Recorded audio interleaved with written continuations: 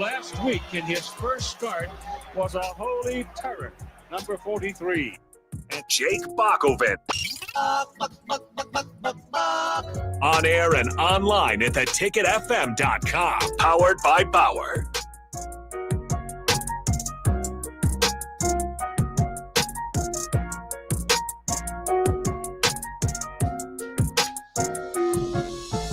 Oh.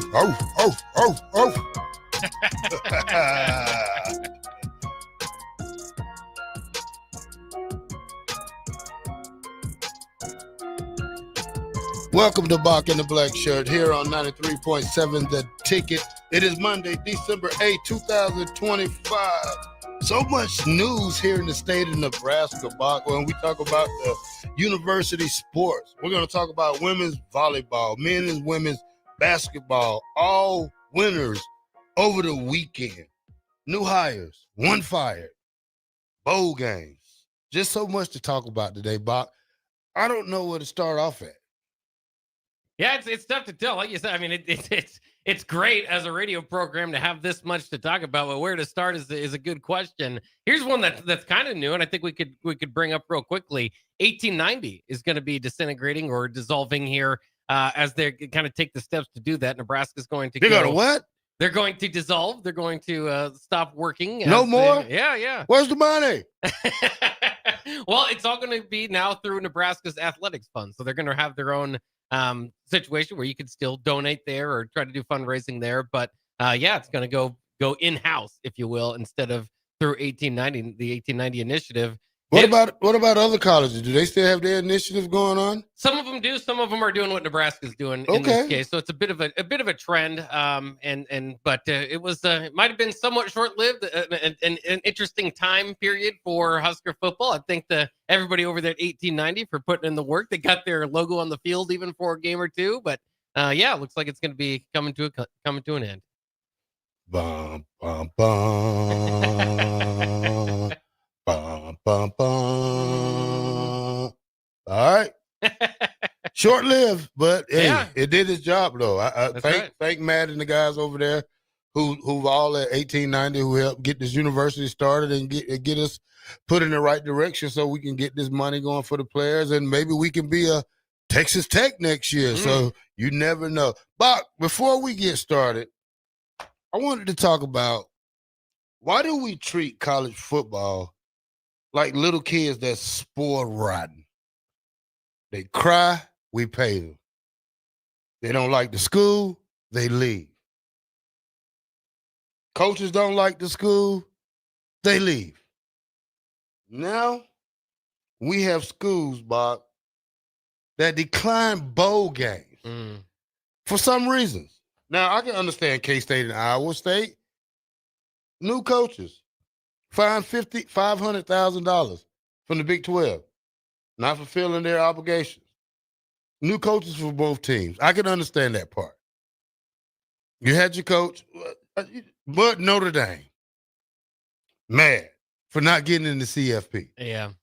Shame on Notre Dame. Shame on. Yeah. Shame on them. It's interesting. Shame on Florida State. Shame on Auburn. Shame on UCF. No. Wait. Shame on Baylor. Shame on Rutgers. Shame on Temple. Shame on Kansas. Now that's a little bit of a different discussion because those are 5 and 7. That's teams. okay. We still invited you. A bowl game okay.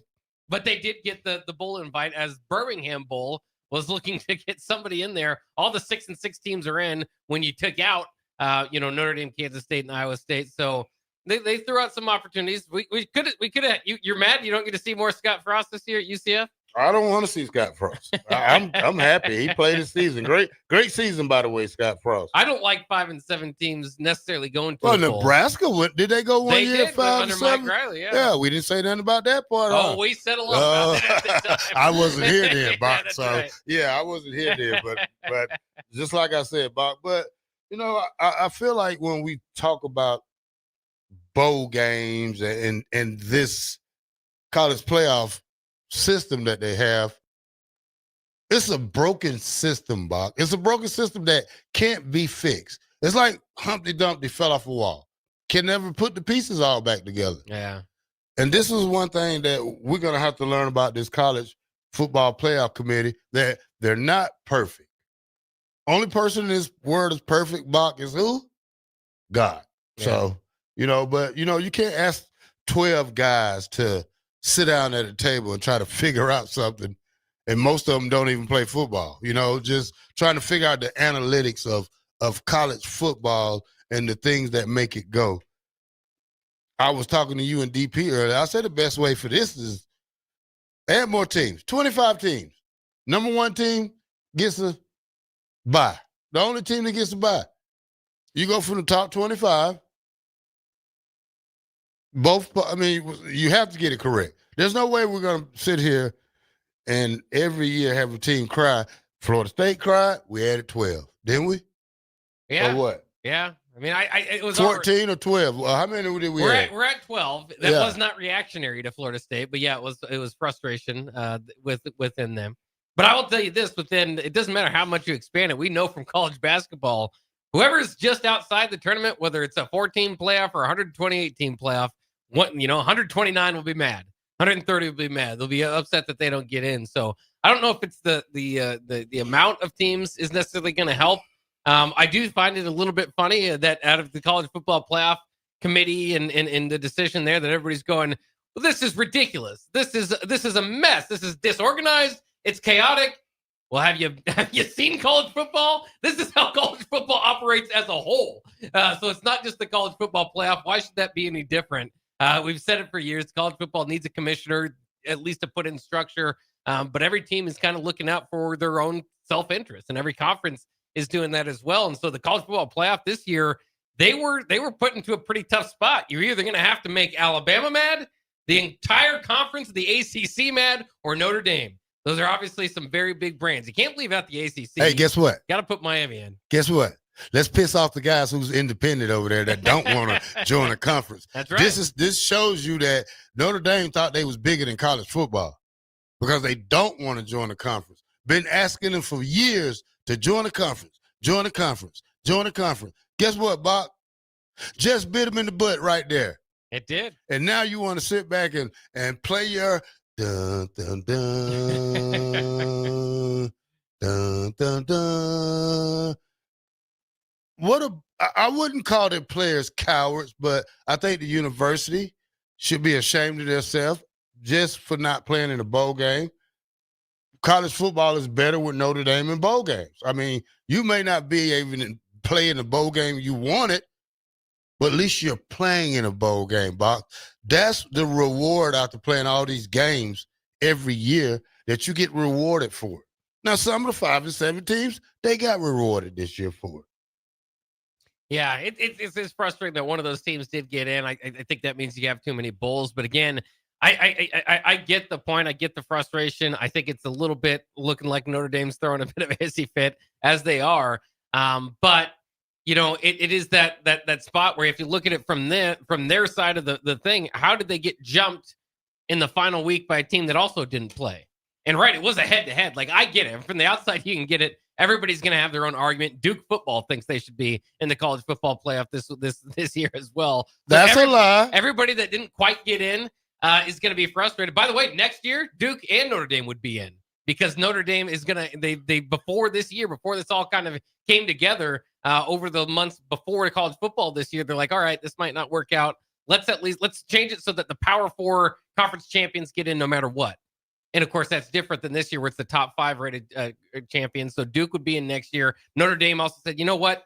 If we finish top 12, we're in. How about we need to set a line there. Okay, well, they did that 1 year too late as far as that works out too. So it's interesting to see how it goes. But, again, with these bowls, very intriguing to me. In one way, I can kind of get it, right? You can't put so much into the college football playoff, make that the entirety of the sport and the goal and everything. Bowls aren't what they once were, and then expect a team that just barely didn't make it to think, hey, this other destination's just as good. No, you're going to be frustrated by that. But the odd part of it is if you look at Notre Dame, this goes for Kansas State and Iowa State and those 5 and 7 teams that declined. A big part of why Nebraska accepted that 5 and 7 bowl bid under Mike Riley was the bowl practices. I mean, how are you going to decline these practices? But the college football schedule is so mismanaged and awful. And again, they're putting up some guardrails to change that a little bit here and there, but it's still so bad now that when you're having coaching transitions at Iowa State and Kansas State, they are punting, and Notre Dame as well, on extra bowl practices and an extra game, which how are you going to get better more than experience? Because they're more worried about the portal and, coaching hires and everything that they need to get together for next season, because those teams are going to place next season's opportunity to get to a playoffs above this year's bowl game, because next year you have an opportunity, right, to have a successful season. A bowl game, again, can be viewed as successful here and there, but it's not the ultimate goal anymore. Well, Bob, we all know that Notre Dame is not in anybody's league. They are an independent team. Does that make, even Michigan talking about a couple of years from now, they might go independent. So, we don't know how that situation is going to work out. But when we talk about this is where we bring back up the Super League. When we talk about that Super League that needs to be, that's probably going to be somewhat a mystery in the next couple of years. I got this from College Sports Only right here, Bob. They say, hear us out. I went through and I read it, and it sounds great. Everything sounds great. It says have a 80-team Super League with 8 to 10 conferences, from 8 to 10 conferences based on regional. 9-game conference schedule, so every team plays each other, Bob. Conference championship games as de facto 16-team playoffs.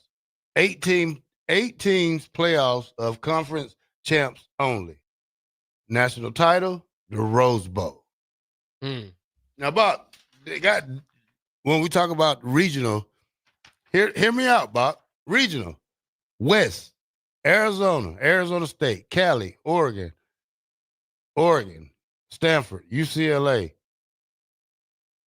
Southern Cal, Washington, and Washington State.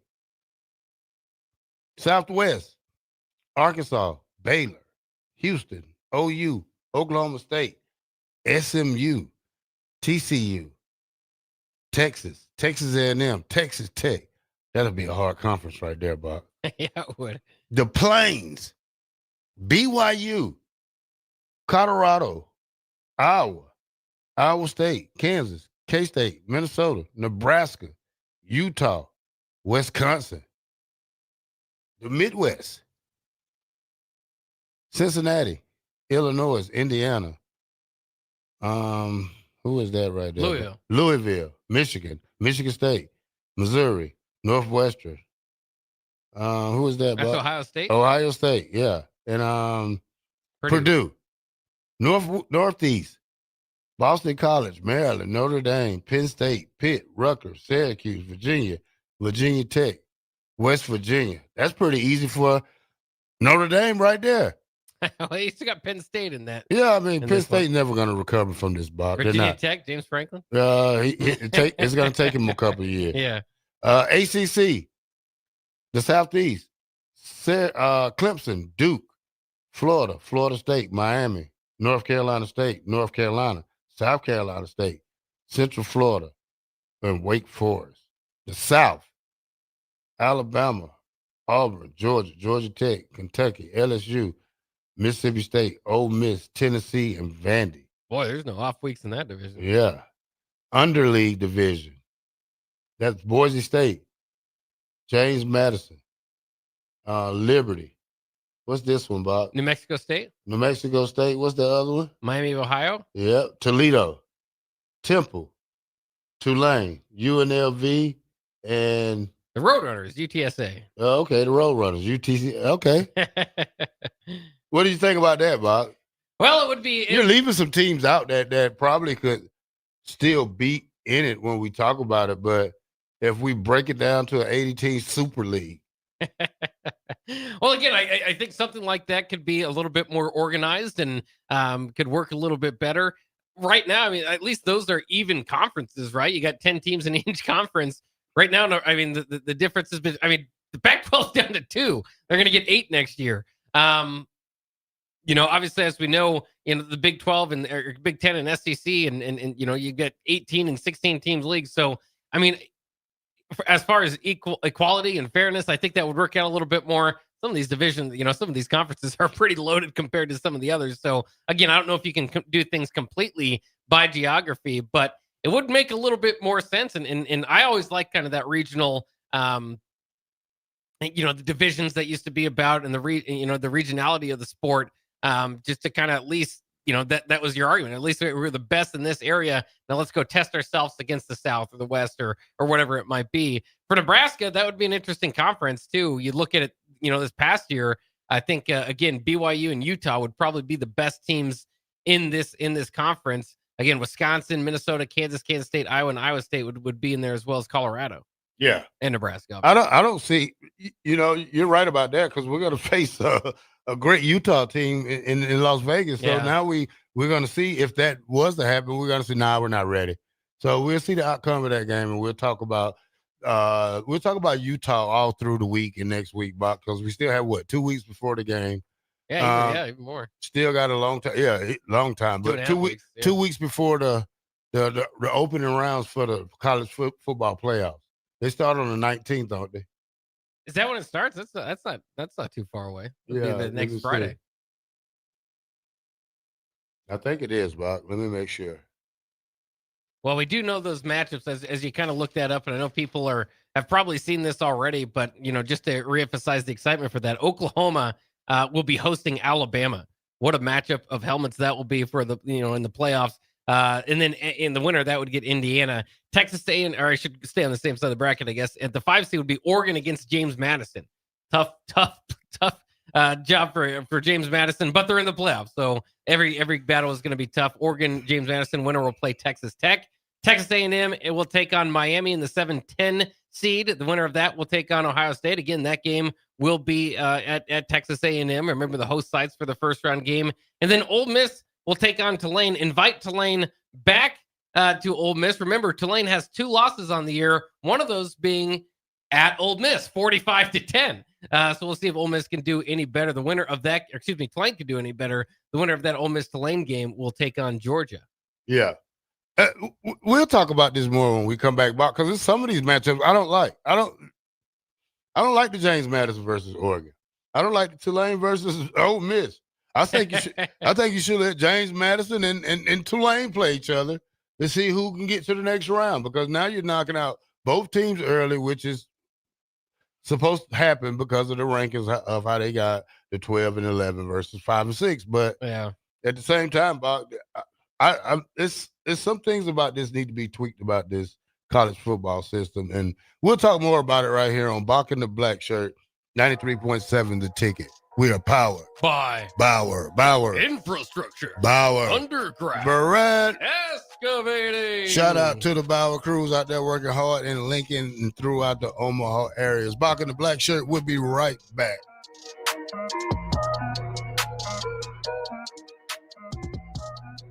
Make Hog Wild the centerpiece of your holiday meal. Pre-order a 4-pound boneless ham for $50, a 12-pound whole smoked turkey, or a 4-pound turkey breast for $55. A complete meal includes your choice of a whole turkey or turkey breast, mashed potatoes and gravy, stuffing, green beans or corn, and a dozen rolls for $130. Pre-order online at GoHogWild.com soon. Quantities are limited. All weights are approximate before cooking. Hog Wild Pit Barbecue, Lincoln. But don't be late, we close at 8. Hey there, this is Paul Scheel, owner of High Electric. I want to thank our friends and loyal customers and introduce High Electric to those looking for a new electrician. We've been serving the Lincoln and Omaha area for over 30 years, from design to install, upgrades, and repair. If you are a homeowner or a small business needing some electrical work, call us at 402-466-6606 or check us out at hyelectric.com. We look forward to hearing from you.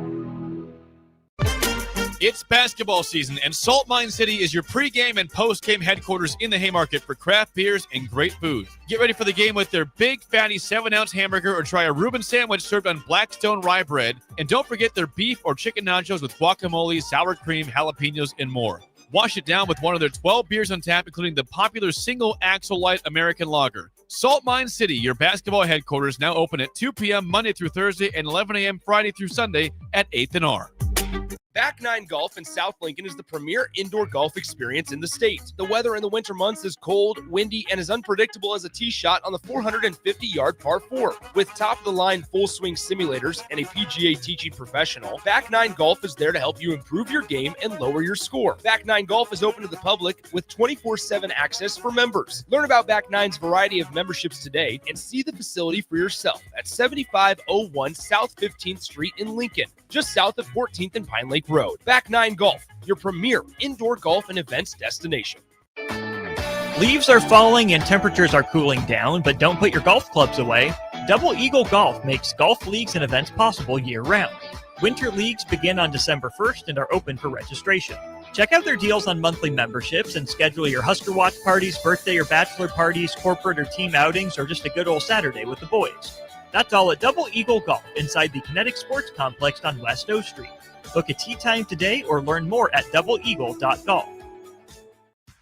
When it comes to concrete, Stevens & Smith Construction doesn't stall. They go for the takedown. As Nebraska's full-service concrete contractor, they stay in bounds, hold inside position, and never forfeit quality. Whether it's foundations, flatwork, or concrete coatings, they elevate performance and pin down results that win every time. Stevens & Smith Construction is a proud sponsor of Takedown Tuesdays on 93.7 The Ticket. Because when it's time to wrestle with concrete, Stevens & Smith Construction slams expectations. Mike, the insurance company wants us to replace the roof. Wait, what? I thought everything was fine. Yeah, it says right here our roof is too old and they won't be able to cover us anymore. I guess it is 15 years old. Hi, I'm Austin with Roofing Service Company. We help homeowners with their roofing and siding projects. Financing options are available, and we can get you under a new roof no time at all. If this sounds like you, visit roofingservicecompany.com. That is roofingservicecompany.com. Rosie's Sports Bar and Grill, open for lunch and dinner at 1501 Center Park Road, just south of 14th and Highway 2. Concrete Industries has immediate job openings for precast production laborers and maintenance technicians. Concrete Industries offers great pay, health benefits, 401k, a wellness program, holidays, and paid time off. Apply today to earn a starting pay of $21.50 per hour plus a $1,500 hiring bonus. Concrete Industries is hiring all experience levels and offers on-the-job training. Start your career today as a precast production laborer or maintenance technician. Visit concreteindustries.com. Lincoln's go-to for fun isn't new. It's a place that's been a staple of the city for years and is only getting better. Matson's Bowling and Billiards always has open bowling available with no long lines unlike other centers. They have live music almost every weekend and great food at EJ's Bar and Lounge with seating for 150 people. They have popular meals like the EJ Burger, pizza for the whole family, and famous EJ's Wings. Contact Sarah to book a party for friends, coworkers, or family at Matson's Bowling and Billiards just south of 48th and Holdridge. It's the holiday season. Time for work parties, friend get-togethers, and family gatherings, which means lots of eating. Maybe you think you've perfected your holiday meals, and maybe you have no idea where to even start. Let's fix that right now. No holiday party is complete without Führer's cheese spread. It goes well with any type of cracker, pretzels, apples, chili, vegetable, chips, and of course, it's perfect to pair with wine or beer. Holiday meals aren't complete until Führer's cheese spread is on the table. Find your own container at your nearest local grocery store today. You're listening to Bock the Blackshirt, on air and online at theticketfm.com.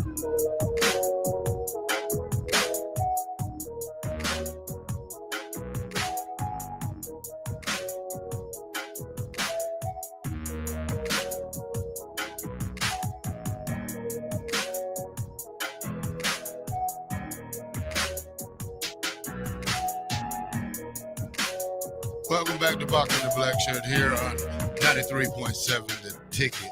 All right, Bock, let's talk about the games over the weekend. We'll get to Nebraska. We'll get to them. Let's talk about the games over the weekend. We're going to go ahead and do our Pick'em special. I've been looking for Gus Mohawk. Anybody knows Gus Mohawk number? Anybody know Gus Mohawk? Gus Mohawk, he's been quiet. Yes. He's been quiet. Gus Mohawk said at the beginning of the year, if I can bring this back, Bob, can we go back into the old text line right before the season? If I wish I could check text groove, because there's some things that Gus Mohawk said that he probably changed his number and went unknown on us. But Gus Mohawk said at the beginning of the year, he said, if Alabama finished higher than Georgia in the rankings, that he would buy a PlayStation 5. I think it wasn't if Georgia finished higher than Nebraska, right? Yeah, both of those. Oh, we've been past Nebraska. Okay. I wouldn't even take that bet with him, Buck, because maybe he drank a lot of Kool-Aid back then. But all right, Buck. I'll figure out who Gus Mohawk is a little later. I'll go through and find his number and text him to death.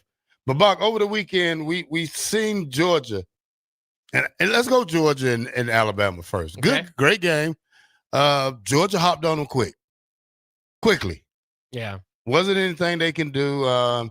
They was missing Jam Miller, which I thought was okay. I mean, he wouldn't made a difference to me, Bach, because he's not a game changer.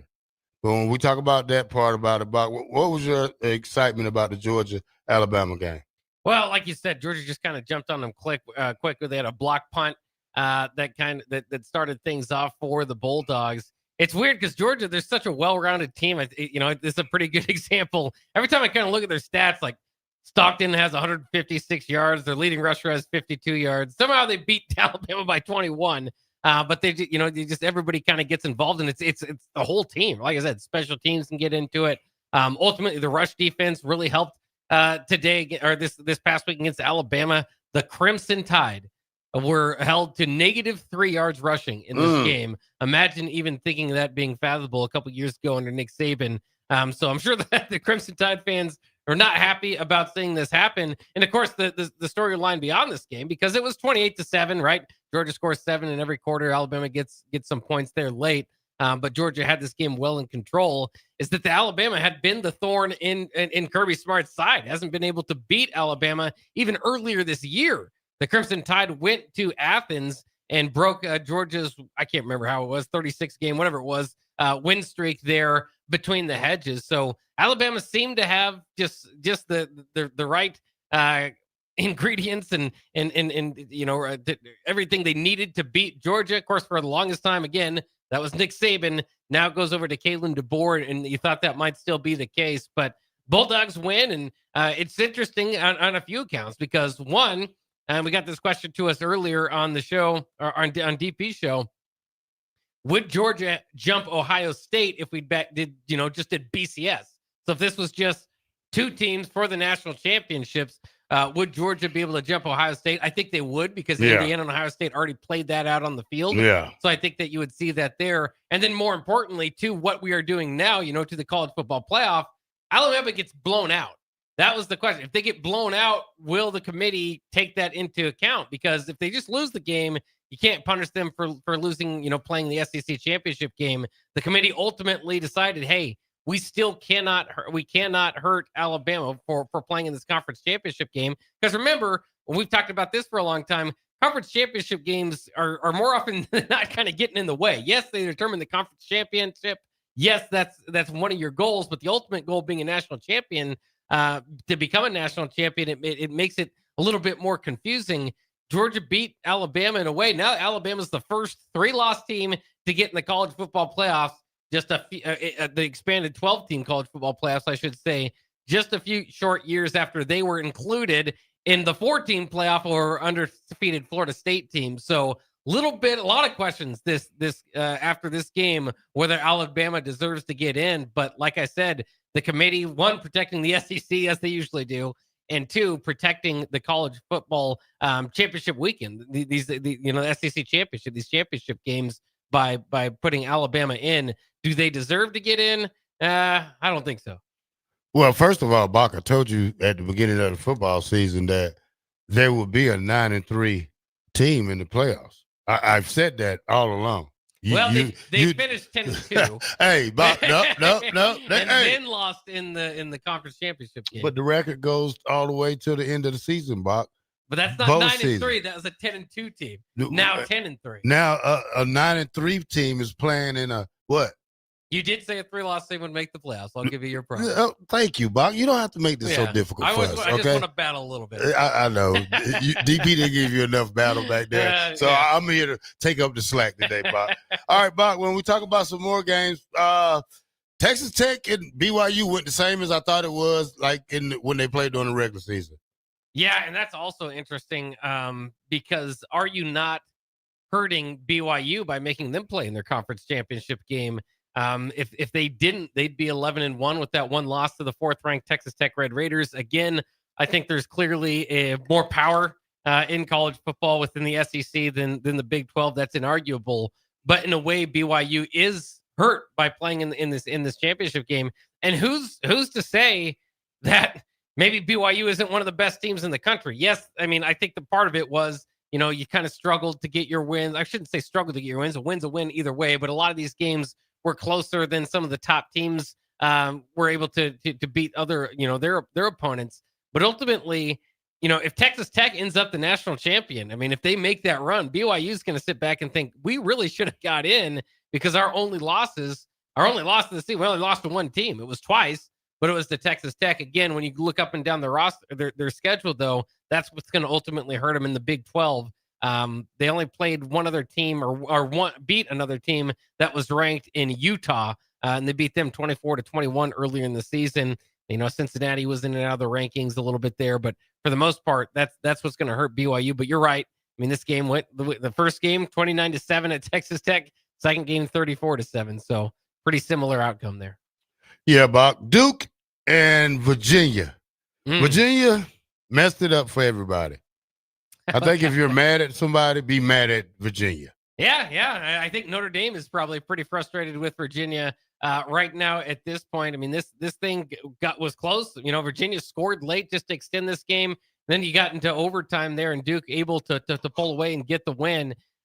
Interesting. A lot of again different talk about this game. It's the first ACC championship for Duke since 1962. So one way or the other, a big win for their program. They improved to 8-5 on the year, and Manny Diaz, of course, is going to be a big name when these college football jobs come open again. Maybe next year. Looks like he's going to stay put for Duke through this cycle. But yeah, I mean, this is what kind of screwed up the college football playoff, right? This is what put them in the bind. And I don't think any of us predicted it. Virginia, the better team throughout the season, but they had struggled against some of these, you look at Virginia losses, they're to some of these 7-8 win teams. And so Duke steps up, gets another one there, which ultimately allowed James Madison to get into the playoff and take out Notre Dame because, again, the top 5 ranked teams, ranked conference champions get in. And Duke is not a top 5 ranked conference champion. James Madison is. So that kind of takes that at-large bid there. And then I'm, again, just so interested in the College Football Playoff Committee's discussions there because there was a possibility, and again, there's 4 kind of major conferences here that they could have just shut out the ACC. And I think that's one of your big partners. That would be tough to do. We talked about how, it was kind of coming Alabama, the ACC or Miami or Notre Dame. You kind of had to make your pick there. Miami, not necessarily in my mind, it was the ACC over Miami. Miami had that head-to-head win over Notre Dame, so that makes it a little bit easier for them to pick. But yeah, and again, next year and moving forward, the ACC champion's going to get in. It's going to, so in this case, it would be Duke. So they have their lone little argument there, one way or the other. Congratulations to Duke football for pulling it off. We don't see them as a football school, obviously, but that's a big time for their program. And but ultimately, again, the 8-5 record is going to keep you out. All right, Buck. Ohio State, Indiana, Buck. And when we talk about a game, Buck, it was good. Yeah, I think the biggest question for me coming out of this game now is, did Fernando Mendoza do enough to win the Heisman Trophy? That was a game that I thought the Heisman Trophy was going to come down to Julian Sain and Fernando Mendoza, who was going to kind of shine a little bit brighter. Well, obviously both those being offensive players at the quarterback position, this being a 13-10 game, you didn't get a whole lot of fireworks in that department. So Diego Pavia might be the benefactor of that. He might win the Heisman Trophy because of this, or I think Mendoza might get it, and maybe he should. I mean, Indiana, the only undefeated team in college football now. It's still weird to say, and just kind of interesting. This came down to a couple decisions and a missed field goal there from Ohio State. Ohio State was in the red zone twice. Now, they did have the lead. Indiana scored. Remember, in the third quarter there, Ohio State was up 10-6, and Indiana scored, so they got the go-ahead point, so I don't want to take that away from them. But after that, Ohio State had 2 opportunities in the red zone. One, they decided to go for it on 4th down and didn't make it, and maybe because of that, the second time on 4th and 1 in the red zone, they decided to kick a field goal to tie it up, and they missed a 27-yard field goal. So amazing. I think if you have a rematch there, and I think it's still the case that Ohio State might be the favorites to win the college football playoff, but all this talk about if and when and this and that, they just played the game. They decided on the field. Ohio State might not miss that field goal more often than not, but who's to say? I mean, that would have tied the game. Who's to say Indiana wouldn't have won it from there? So congratulations to the Hoosiers doing the unthinkable. First Big Ten title. Man, first time ever being ranked number 1. Yeah. And by the way, if you're counting now, since the start of the 12-team playoff, every week in the college football playoff rankings, a Big Ten team has been number 1. All right. So, Bob, Google me. Kurt Cignetti. He's on top of the world right now, Bob, when we talk about college football. How in the heck did he do to this, Bob? I mean, this is makes me wonder what would happen if we would have got him. Oh man, that's I think everybody's probably thinking the same thing, and of course a lot of teams, Penn State to be included, was thinking the same thing halfway through the season. Is what can happen if we get our hands on Cignetti. For Indiana to do this, and for him to build that program, stick there in Bloomington, and continues. You're not having. I mean, he very well could be having the same Lane Kiffin conversation we're having with Ole Miss, but they were able to extend him and what he's done. I can't wait to see. Last year, I do want to say this was a bit of a surprise. I don't even know if Indiana was preseason ranked. I know it wasn't like they were completely off the board, but a lot of people thought, well, there's no way they can do it again. They got to restart, need a new quarterback. They're kind of refilling some stuff up in the transfer portal. All the while, they had a large majority of that team coming back from last year. Sitting right there in the bath, just waiting. Yeah, and man, definitely the story of the year, almost regardless of what happens in the college football playoff, unless they can pull that off too. All right. I predict in the playoffs, I predict Indiana versus Georgia Bulldogs. National championship game. I'm not going to get into the results yet, Bach, but it's still a long way to go. Yeah, I'm a little mad because before the year I said Ohio State against Georgia, which certainly could happen. Those two teams could be the best in college football, and they get, but that's going to be a Final Four match if they're on the same side of the bracket. Man. So it cannot be Ohio State, Georgia. All right. Let's go to break, Bach, and when we come back, more college sports. Women's basketball, men's basketball. Our volleyball team advances. We'll talk about that next. Bock the Blackshirt. We'll be right back.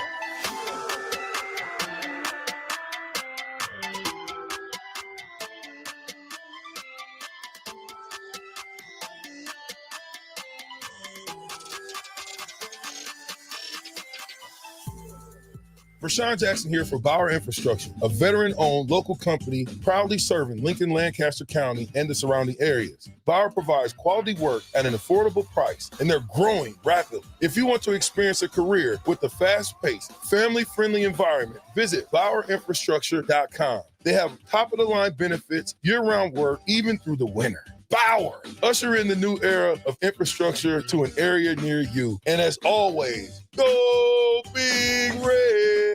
93.7 The Ticket. Fox KFXL weather. Brought to you by Bryant Air Conditioning, Heating, Electrical, and Plumbing. Your Lincoln forecast for today. Morning clouds will give way to afternoon sunshine. See a light breeze and a high near 41. Tonight, partly cloudy skies and light winds below around 29. And tomorrow, we'll see mainly sunny skies, be breezy and mild, the high near 54. I'm meteorologist Kyle Flecker for 93.7 The Ticket. and theticketfm.com. This is former Husker and NFL linebacker Jay Foreman. For years, I've suffered from degenerative problems in both of my ankles, but thanks to a thorough and thought-out plan provided by Advanced Medical Imaging, I was able to get my life back with the least amount of pain as possible. While working through multiple options, the team of physicians at Advanced Medical Imaging were there to answer any questions I had. If you're experiencing any pain at all and want to get your life back, go to amimaging.com or give them a call at 402-484-6677. Advanced Medical Imaging, located at 7601 Pioneers Boulevard. Mike, the insurance company wants us to replace the roof. Wait, what? I thought everything was fine. Yeah, it says right here our roof is too old and they won't be able to cover us anymore. I guess it is 15 years old. Hi, I'm Austin with Roofing Service Company. We help homeowners with their roofing and siding projects. Financing options are available, and we can get you under a new roof no time at all. If this sounds like you, visit roofingservicecompany.com. That is roofingservicecompany.com.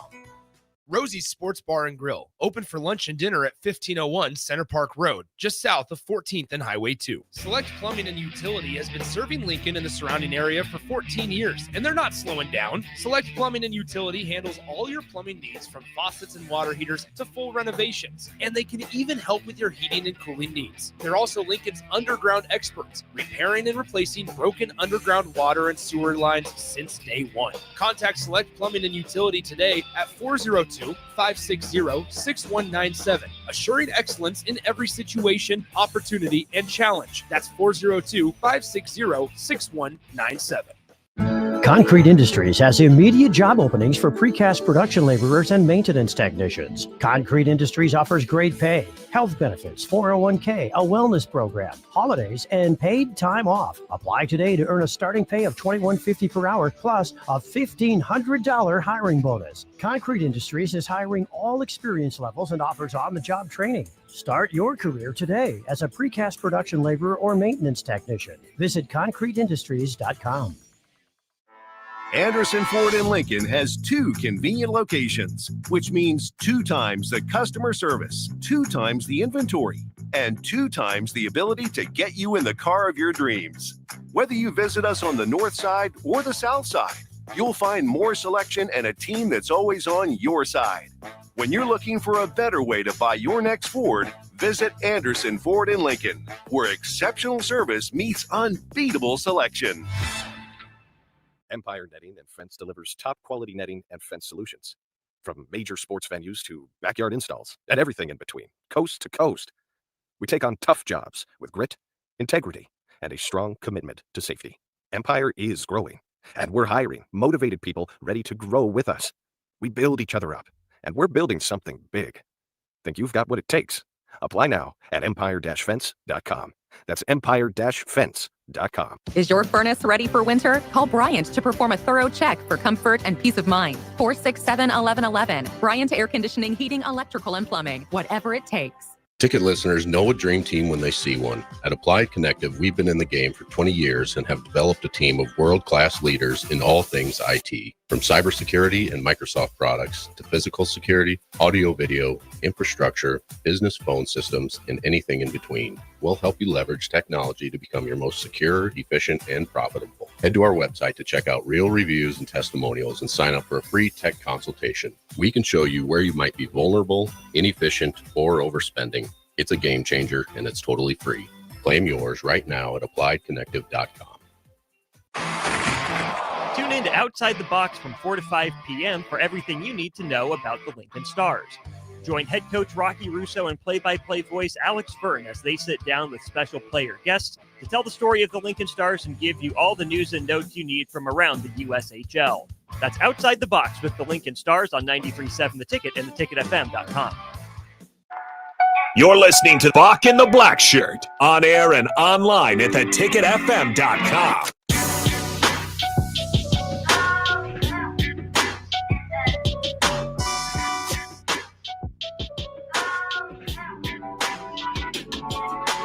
Welcome back to Bock the Blackshirt here on 93.7 The Ticket. We are powered by Bauer, Infrastructure, Bauer, Underground, Brad. Excavating. All right, on the short note this weekend at the Pick'ems game. Bock, you want to go ahead and do it?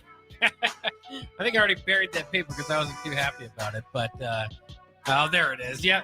All right. So this week, Terrell, you went 6-3. That was tied for the best in the week alongside Kenny Wilhite, who still has the percentage lead over you. There's no such thing as percentage lead. All right. Text line went 5-4, and I might have buried myself once again, 4-5. So as we look at the rankings overall in the year, did you break 100? Not yet. All right, Terrell's at 98-56. Text line 95-59. So just 3 games behind with a whole lot of games to go. Not over yet. Yeah. But I am starting to fall behind, 93-61. So I'm 5 games behind the lead. And Kenny on the year, 61-32. All right, Gus Mohawk, if you I know you're scared to answer. I've been calling you out for the last 30 minutes. You have to come on the text line one day from now. So we'll hold up on that. Over to Bock. So it's 3 teams in college basketball that has undefeated men's and undefeated women's. You know those 3 teams? I don't know 2 of them, but I sure know one of them. One of them is our Nebraska Cornhuskers, which combined is 18-0. Vanderbilt is 18-0. Oh, okay. Their men are 9-0. Their women are 9-0. Iowa State, 19-0. Their men are 9-0, and their women are 10-0. Nebraska women beat who they beat? Penn State. Was it Penn State or who did they beat over the weekend? I could look it up here. But our men beat our crosstown rivalries, Creighton, yesterday, in a blowout style, Bock. Yeah, they did. It was not the same Creighton team I think that we're used to seeing, but one way or the other, you can only play the team they put out there on the court. Awful, ugly uniforms for Creighton. I don't know. They usually have a pretty good color scheme, and I don't know why they went away from it. The light blue looks good when they switch to that once in a while. Whatever that was last night did not work. Maybe they'll burn them after that game. But a huge win for Nebraska, 71-50. Rink Mass, as usual, being kind of at the center of this, but Sam Hoiberg stepping up, looking really good. I mean, he was as close to the MVP of last night's game as anybody, along with Rink there. 15 points for Sam Hoiberg stepping up. Price Sanford looked good as well. Career high in rebounds for Berke Buchtengel. So team kind of hitting on all cylinders. There's been a few games where they have not played their best ball, but able to come out with a victory. But nothing's better, obviously, than beating Creighton and sending them back to Omaha with a 5-4 record. And now Nebraska looking ahead. They've got a couple tough games here. Wisconsin on Wednesday, and then Illinois on Sunday. So it will be tough. But if Nebraska can win both those games, I believe the 11-0 start would be the best in program history. Also today, interestingly enough, both teams made an appearance in the rankings. So both Nebraska men's basketball and women's basketball now ranked. On the women's side, it was important as Nebraska jumped to number 24 for the Big Ten, because now they matched the record for any conference. The Nebraska being the 9th Big Ten team ranked matches the record for any conference, as many teams as they've got into the AP poll. So congratulations again to the women, off to a very good start. And as well as the men, the Big Ten is going to be very difficult for both programs to go unscathed, for anybody to go unscathed. So it'll be a battle all along. As far as the men go, AP top 25, they are number 23 in the coaches poll. They are number 22. And yes, this is the first time that Nebraska has been ranked in the Fred Hoiberg era here in season number 7. So it's a big deal for Husker hoops. Again, the last time that happened, I think it was 2018 under Tim Miles, his final year here. But as long as I can remember, this is about as high as Nebraska has been able to get. So I hope they can keep winning. Hope they can keep fighting and maybe fight up these rankings. Again, I think this is a team that's good enough not just to kind of skate in and maybe, get a 10 or 11 seed. I think this team could fight upward, maybe be a 5 or 6 seed, something like that, if the season goes as planned. And I think the Big Ten being so good is going to help Nebraska a little bit, because I know that they can get some of those big wins, and some of those losses might not count as much against you. So, I mean, I think any team in the Big Ten, if you can hover around 500 in conference play, you're probably going to get a bid to the NCAA tournament. Obviously, if you can do better than that, if Nebraska can finish, you think about non-con here in front of them now, probably going to be undefeated. They still got 2 more games in non-con. These next 2 games, obviously, are those games where you jump into Big Ten play for a second. Wisconsin again on Wednesday, and then Illinois on Saturday. I said Sunday earlier. Saturday at 3:00 on Peacock. But North Dakota and New Hampshire will be after that, December 21st and December 30th. They're looking to try to get Ugi Jurcevičius back for those games, by the way. But, I would guess at this point, North Dakota 3-8 and New Hampshire at 3-7. Nebraska likely, without a terrible kind of day going awry on them, is going to go undefeated in non-con play. All right, Bock, let's go to break, and when we come back, we'll start with some Husker football notes. Some stuff over the weekend that's shaking up Nebraska. Not shaking us up, but somebody got put out. Somebody got joined in. So we'll talk about that next on 93.7 The Ticket, Bock and the Black Shirt. Be right back.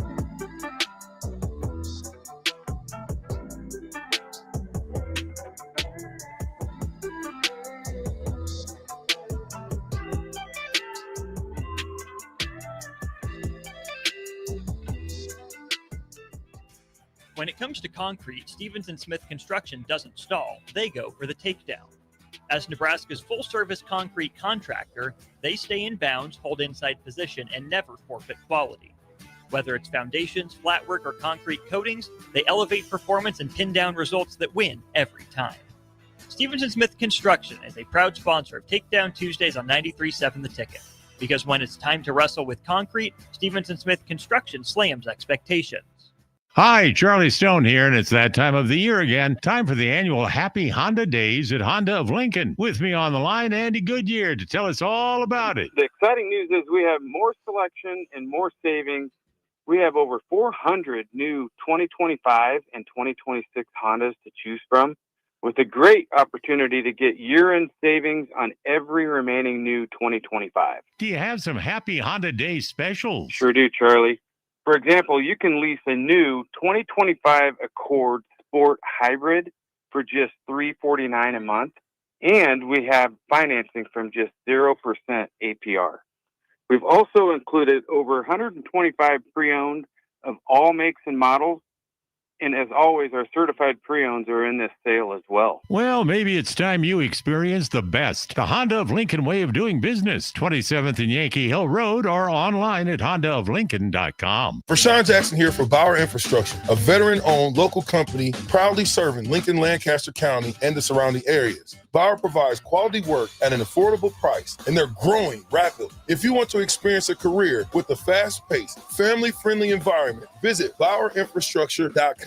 They have top-of-the-line benefits, year-round work, even through the winter. Bauer, usher in the new era of infrastructure to an area near you. And as always, go Big Red! Leaves are falling and temperatures are cooling down, but don't put your golf clubs away. Double Eagle Golf makes golf leagues and events possible year-round. Winter leagues begin on December 1st and are open for registration. Check out their deals on monthly memberships and schedule your Husker watch parties, birthday or bachelor parties, corporate or team outings, or just a good old Saturday with the boys. That's all at Double Eagle Golf inside the Kinetic Sports Complex on West O Street. Book a tee time today or learn more at doubleeagle.golf. This is Lincoln's home for sports talk on the FM dial. Also online at theticketfm.com. On the internet. KNTK FM Firth, 93.7 The Ticket. Empire Netting and Fence delivers top quality netting and fence solutions. From major sports venues to backyard installs and everything in between, coast to coast. We take on tough jobs with grit, integrity, and a strong commitment to safety. Empire is growing, and we're hiring motivated people ready to grow with us. We build each other up, and we're building something big. Think you've got what it takes? Apply now at empire-fence.com. That's empire-fence.com. 93.7 The Ticket. Fox KFXL weather. Brought to you by Bryant Air Conditioning, Heating, Electrical, and Plumbing. Your Lincoln forecast for today. Morning clouds will give way to afternoon sunshine. See a light breeze and a high near 41. Tonight, partly cloudy skies and light winds below around 29. And tomorrow, we'll see mainly sunny skies, be breezy and mild. The high in your 54. I'm meteorologist Kyle Clicker for 93.7 The Ticket and theticketfm.com. And now, introducing the starting lineup of your Nebraska Huskers, starring Allo Fiber. At number 1, Allo Internet. At number 2, no satellite dish required. DirecTV through Allo. And at number 3, Allo Mobile. Allo Fiber, the official internet, TV, and mobile partner of Husker Nation. Level up your game and go to allofiber.com/Husker Radio. All ticketing options for the 2026 Love Nebraska season are now available. Single match tickets start as low as $16, even cheaper if you want to bring a group. Don't miss your chance to see professional stars like Jordan Larson and Lexi Rodriguez in action this season. Purchase your preferred ticketing option today by visiting lovneb.com/tickets. Hey there, this is Paul Scheel, owner of High Electric. I want to thank our friends and loyal customers and introduce High Electric to those looking for a new electrician. We've been serving the Lincoln and Omaha area for over 30 years, from design to install, upgrades, and repair. If you are a homeowner or a small business needing some electrical work, call us at 402-466-6606 or check us out at hyelectric.com. We look forward to hearing from you. Are you looking for an exciting new way to put your skills to work? Explore new career options in the fintech industry at Currency, a Sandhills global company. We offer full-time positions in financial sales, compliance, operations, and other fields. We also offer a 4.5-day work week, an attractive benefits package, and opportunities for advancement. Put your motivation to work and grow with us at Currency. Visit gocurrency.com/careers to learn more. Have you heard about Advanced Medical Imaging Surgery Center? Located at 7555 Pioneers Boulevard, Advanced Medical Imaging Surgery Center offers compassionate, patient-focused care and provides outpatient surgery services, making it possible to have non-emergency surgery and return home the same day. Advanced Medical Imaging Surgery Center specializes in cardiology, vascular radiology, orthopedics, pain management, and much, much more. Give them a call today at 402-261-1085 or online at amimaging.com. Hi, Sean Callahan here for Coppell Chevrolet GMC, the #1 fastest growing GMC dealer in the Omaha and Lincoln area. We are going to keep this train rolling in a big way with new half-ton and 4x4 pickup trucks starting at $12,500 off list price or 0% financing. You heard that right, $12,500 off list price or 0% financing. You pick which one works better for you. Please stop on in the dealership and meet the team or check us out at coppellcars.com. Stock number C280930. All deals with approved credit. You're listening to Bock and the Blackshirt. Terrell Farley. Defending Terrell Farley, who last week in his first start was a holy terror. Number 43. And Jake Bockoven. On air and online at theticketfm.com. Powered by Bauer.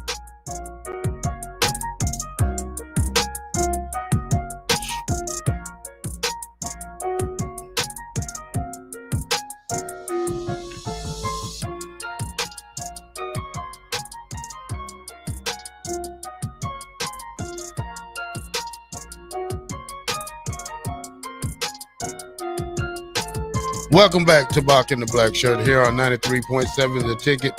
We are on Monday through Friday through 1 to 3, so check us out. Bock, it was a good weekend over there, Bock, when we talk about the thing we had Friday with the Nebraska Greats, man. Good turnout up there. Eric Crouch, Frank Solich, Jabba Chamberlain was there. Jay Foreman was there. Nick Sainert was there. Jake Sorensen was there. Grant Wistrom and Jason Peters showed there. Even the running back coach, the current running back coach, he was there. Oh, E.J. Barthel. Yeah, so great turnout, man. And I was proud that, everybody was just mingling and getting along very well. I thought it was a great day, man, a great success right there for the Nebraska Great Foundation. Was it your first time to Liquid Assets? No, I've been over there one time before when Jaden was over there. But that was my first time eating over there. Yeah. So I had the sriracha wings, which was great. I sat with Jake and his wife and his daughter, and we all sat down and ate together. And just watching Jake, little girl, man, she was feeding herself, man. She had a spoon in her left hand and she had a yogurt or what's the white stuff, cottage cheese or whatever it is. No sriracha wings for her. No sriracha wings for her, but she was feeding herself. She didn't need any help. Just a good time, man. Great to see a lot of people I haven't seen before in a long time, and nice to just get out for a chance. Yeah, it's nice. I saw you got that picture with Grant and Jason Peter, and Husker fans love that sort of stuff. Of course, three of the biggest pieces to that black shirt defense in '95. All right, Bock, over the weekend, Nebraska head coach Matt Rule made a hire over the weekend. Rob Ulrich from San Diego State to be the next defensive coordinator for Nebraska. Bock, who is Rob Ulrich? Well, he's kind of young in the game, but he has had some success where he's been, everywhere he's been, I should say, as he moves up in the coaching ranks. This will be his first Power 4 defensive coordinator job, so there is some risk associated with it. But in just 1 year as the San Diego State Aztecs defensive coordinator, he put up quite an impressive feat this past year. They had 7 of their 12 teams that they played against, they held to single digits. I mean, that's pretty impressive. They're 7th in total defense this past year, 5th in scoring defense, only giving up 12.6 points per game. 3 shutouts that led the FBS. And, you think of those shutouts, sometimes you think, yeah, you maybe can hold off the, Akron or Houston Christian, those teams that we, Nebraska get. No, he shut out Cal. Cal was 7-5 this year and beat Minnesota, Louisville, SMU, but no luck against the Aztecs. Also shut out Fresno State. That's an 8-4 team that beat the teams like the likes of Boise State. So very impressive debut. They went from 90th or something, somewhere in the 90s. I think it was 93rd, somewhere like that in total defense year over year under just 1 year under Rob Ulrich. So kind of interesting. You also look at it as far as what he's able to do there with the defense. Former linebacker. He played some linebacker, some college ball. Minnesota Duluth. Yeah. Second leading tackler right there in team history, Bock. Division II, 2-time national champion. Yeah. Now, I think he's around 37 years old, something like that. I think 37, 38. Yeah. Bock, from 2014 to 2016, what is this? Bemidji, something state. He was the linebacker coach of special teams. 2018 to 2021, he was at South Dakota. He was a special team coach and linebacker coach. 2022, 23, he was at Idaho. He was the defensive end coach. No, he was the defensive coordinator and the linebacker coach there. 24, he was at San Diego State. He was just the defensive end coach. 25, he was the DN coach, defensive coordinator, and the linebacker coach. So he's been probably in and out of the DC talk since 22 through 25. Defensive scheme, Bock. He runs a 4-2-5. I'm glad to get out. I hope to God, Bock, that we don't run a 3-3-5 again. Well, I'm interested to see what they do there because he's going to have a little bit of versatility. We're going to see if Matt Rule wants to kind of continue that. When he was the defensive coordinator at Idaho, they ran the 3-4.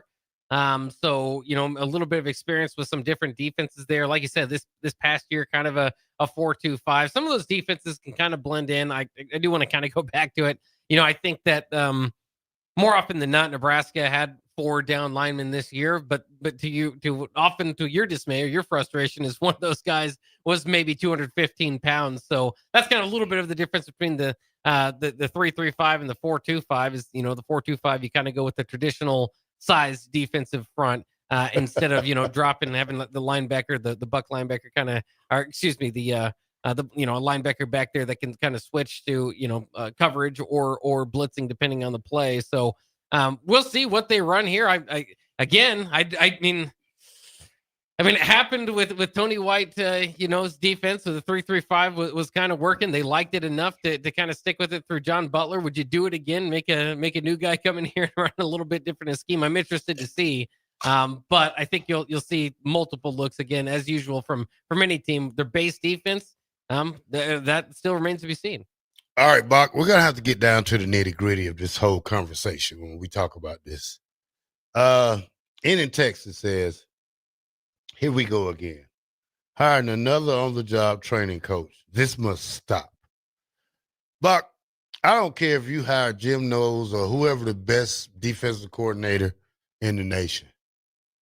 Until you get the right players that fit this system or this team that we have, it may never work. I'm not saying that this guy can't. I'm not saying he won't. But this was a quick hire to me. Not a quick fix, but just a quick hire. I don't know if he bring anybody with him, Bach, which I probably prefer a top defensive coordinator to do, bring some guys with you. I'm not saying that I don't like it, Bach, but it's kind of shaky when I say that part. Well, it is interesting. I mean, there's certainly, you could go with more of a veteran coach, right? You could go with somebody that's got a little bit more to his resume. I said when they did this, I'd like to see somebody that's had some experience in the Big Ten. That's why, the Jim Leonards, the Justin Wilcox, those names kind of come about. Certain Iowa, defensive staff members were mentioned here. So he does not have that, but there's only a few guys that can say they had a top 5 defense this past year. And I understand, again, it's not in the power conferences, but I mean, it is pretty amazing to see the turnaround that he was able to do there with the Aztecs. Again, it led the nation in shutouts. Shutouts are tough. We know Nebraska, it took years and years and years to get a shutout, right? I mean, and he had 3 of them this past year against good opponents, Cal and Fresno State. It's not the bottom of the teams that they were playing. And then, to really just kind of show the improvement from a defense that was 90th, or in the 90s last year into a top 10 defense this last year. Again, I get it. There's going to be holes in whatever resume. You can pick it apart, and certainly can do that with his. But there's only a handful of coaches, 10 of them, maybe defensive coordinators this past year that can say they had a top 10 defense. So yes, it is a coach that is moving up the ladder rather than maybe more of a proven coach that's shown it before. I don't know if he's training on the fly necessarily, though, because I mean that he's got enough of a resume to say that he. This past year, he put together enough of a resume to say that he's probably worthy of the step up somewhere.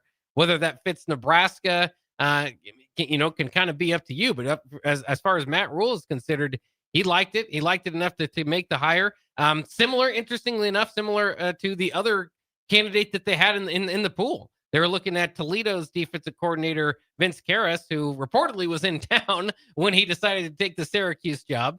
So, maybe had that going along with him. There's talk maybe Harris wanted to bring some guys with him. We'll see if RH wants to as well.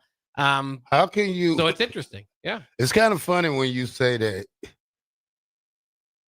Harris wanted to bring guys with him and Matt Rule's only hired one guy.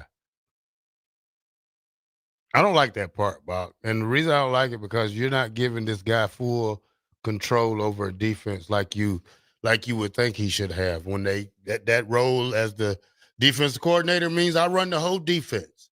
That means I bring in who I want or I don't want the job. So, a young guy like that would probably take the job without having to bring some people because he wants to move up the ladder very fast. A guy that's been in the business for some years, Bach, probably would not take the job because, like I said, you don't want to come to a coaching staff already made up of guys that's been with Matt Rule for a couple of years or guys that you don't really know. So, that's kind of puts me not in a foul mood, but in a curious thinking situation when I think about all the other candidates or other people. I'm not saying this is a bad hire. It's just, it's surprising. I don't think a defense coordinator makes the defense. I think the players make the defense, and until we get better on defensive line, linebacker, I think DBs are going to be okay, but until we figure out this D-line situation, Bach, we're still in the same boat to me. Yeah, I mean, that's going to be the interesting part about it, and that's kind of my reaction again to the whole John Butler firing was I'm not sure, there's parts of it, again, that may not have worked in the building. There are frustrations, certainly, that I thought, things that Butler said going into Iowa week that Matt Rule maybe had pointed to as something that he did not like. But I don't know if that was more, the rushing defense was a coaching problem, or it was kind of a GM problem to have the bodies in place to be able to have that success. So, that is an interesting point. I do want to make it clear too, Rob Arch has not been officially announced by Nebraska. This is according to local and national reports. Again, no reason to not believe those, but as far as bringing guys along, that sort of deal, that still could be at play. Maybe Arch does have a guy or two that he wants to bring along with him, and maybe they're kind of ironing some of the stuff out there before they make the hire official. So we don't necessarily know if that's going to be the case or not, or if that was any part of why Vince Karras decided to go to Syracuse, and who knows, maybe Karras was down for the interview and they walked away from that interview and said, you know what, we like this Arch guy that we were talking to a little bit better, so we're going to go ahead and not offer the job this way. So we don't know the inner workings behind it. We're just trying to, based on the clues that are given, break down what we see possibly could be happening throughout it. But one way or the other, I'd put it this way, and again, it's just one of two ways you want to look at it, is that when John Butler got this job last year, he was just the defensive end coach at San Diego State. So just in 2 short seasons, it's kind of crazy to go from the defensive end coach at San Diego State to the defensive coordinator at Nebraska. So that's one way to look at it. Another way to look at it is Nebraska just got one of the hottest young defensive coordinators, up-and-coming defensive coordinators in college football. And that's not based on opinion. That's based on facts that the San Diego State defense was able to provide this past year. So, again, it'll all play out on the field. I think it's a strong enough hire that Husker fans should not be frustrated or feel like it. I think a big part of the questions out there are still on past hires that Matt Rule has made. Of course, part of this weekend as well was letting go of Donovan Raiola, who he retained from the Nebraska staff, the Scott Frost staff, excuse me. And so you kind of go back to that initial staff. There's not a whole lot of those guys still in position. And the ones that are might be a little bit questionable as well, or we'll see what kind of happens this offseason. So I get it. I get why there's going to be skepticism no matter what you hire. But I'll go back to this. The best defensive coordinator Nebraska's had since Charlie McBride didn't come in with the biggest resumes. A linebacker coach at Green Bay. Ended up being pretty darn good and ended up being a head coach at the University of Nebraska in Bo Pelini. So, a lot of this can't be all resume based. It's got to be feel. How are you going to fit in with the current staff? How are you going to fit in at Nebraska? Can you recruit here? All those questions got to come to play. And part of Matt Rule's job is to be able to evaluate upcoming talent here and make his decisions based on that in the coaching community. All right, Bock, I love it if you love it, Bock. Let's go on the break, and when we come back, we'll talk about Donnie Raiola getting out of here and another guy coming in, Jeep Wade.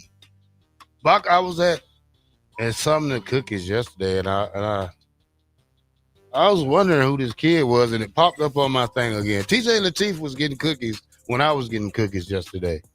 Where's that at? That's right here on Q Street up here. Yeah. Yeah, he got one of those Dodge Chargers, too, so I seen him hop in it. I was a fan yesterday, I guess. I was looking. Fair enough. 93.7 The Ticket, Bock in the Black Shirt. We'll be right back.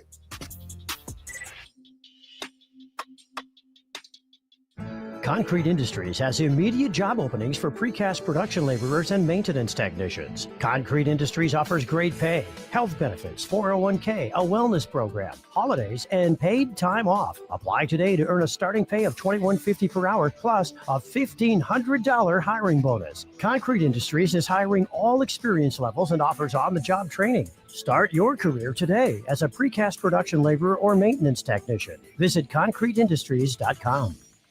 Hey, Lincoln and the surrounding area. Yin and Yang Acupuncture and Rune Wind Healing Arts is now open at 1701 South 17th Street in Suite 3G and ready to help you improve your general health. If you're experiencing pain, headaches, or any other issues, give Yin and Yang Acupuncture a call today at 402-480-1014 to schedule your appointment. For those struggling with deep tissue pain or just need an experienced massage therapist to melt the stress away, call Rune Wind Healing Arts at 402-601-9721 and schedule your appointment now. Visit Yin and Yang Acupuncture and Rune Wind Healing Arts today in Lincoln at 1701 South 17th Street in Suite 3G.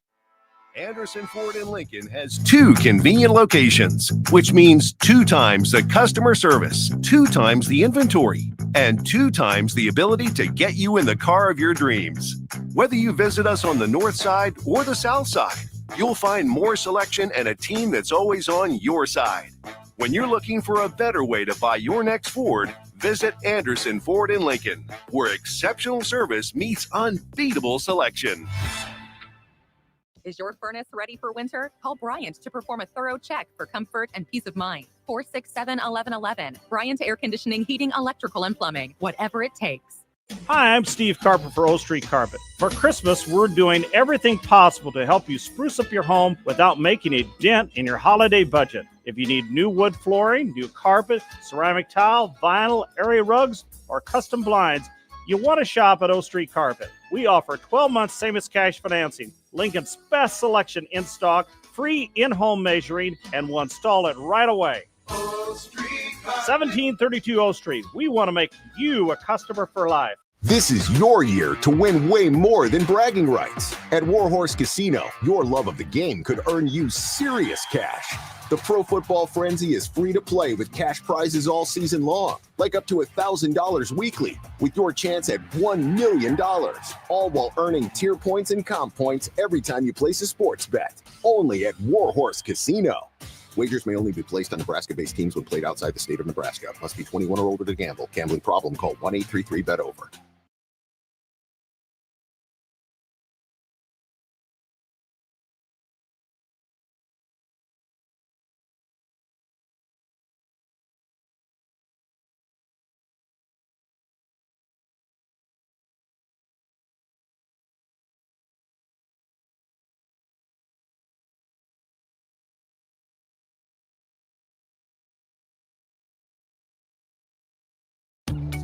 Are you ready for a new opportunity?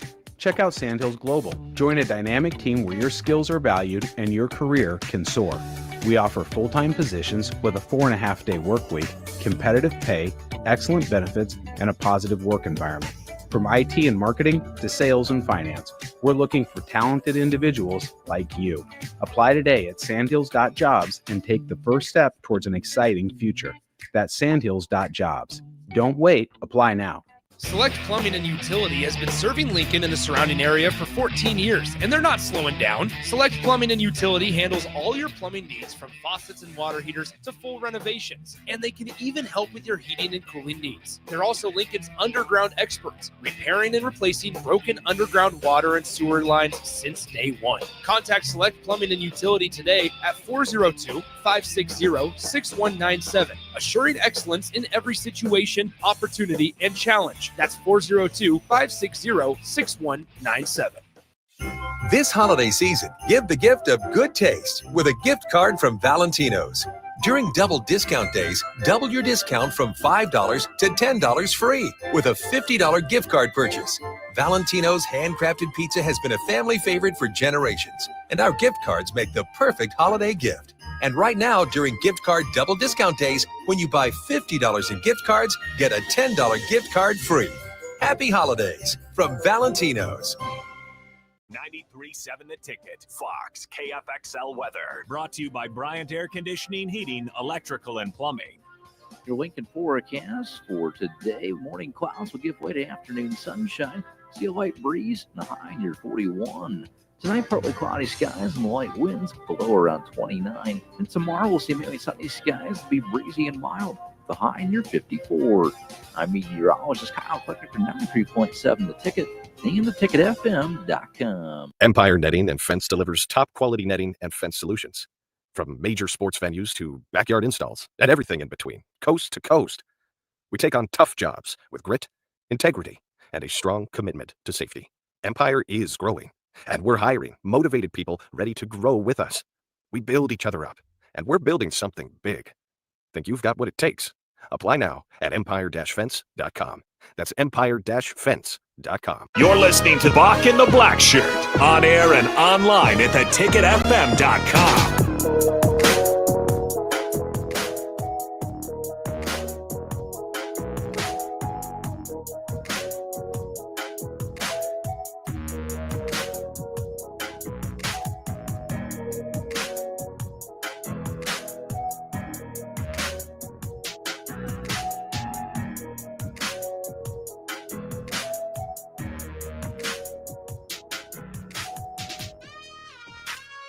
All right, welcome back to Bock the Blackshirt here on 93.7 The Ticket. I don't know what's wrong with my, whatchamacallit is going crazy.